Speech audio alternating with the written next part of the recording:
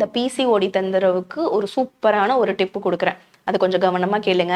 ஒரு 2 பல்லு பூண்டு தோல் உரிச்சு எடுத்துக்கோங்க. இந்த 2 பல்லு பூண்டை நல்லா தட்டிக்கோங்க. உரல்ல, குட்டியான ஒரு உரல்ல நம்ம இஞ்சிலாம் தட்டுவோம் தெரியுமா டீ போடுறதுக்கு, அதுல நல்லா ஒரு 2-3 பல்லு பூண்டு தட்டிக்கோங்க.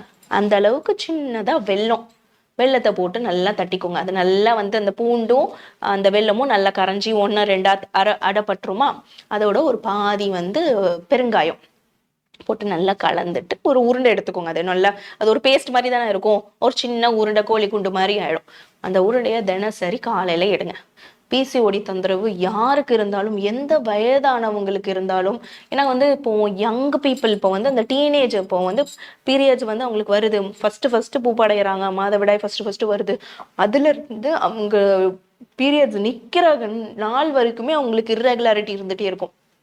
சிலருக்கு பார்த்தீங்கன்னா ஹார்மோன் இம்பேலன்ஸ்னால கல்யாணத்துக்கு அப்புறமா சில பேருக்கு இருக்கும், சில பேருக்கு குழந்தை பிறந்ததுக்கு அப்புறமா இருக்கும், சில பேருக்கு நடுவுலயே அந்த மாதிரி ஏதாவது ஒரு மனக்கவலை, ஸ்ட்ரெஸ்ஸுனாலேயோ இல்லை ஹார்மோன் இம்பேலன்ஸ்னாலேயோ இல்லை டெலிவரிக்கு அப்புறமா உடல் பருமன் ஏறுறதுனாலயோ வரும். இது எல்லாருக்குமே காமனா நான் சொல்லக்கூடியது.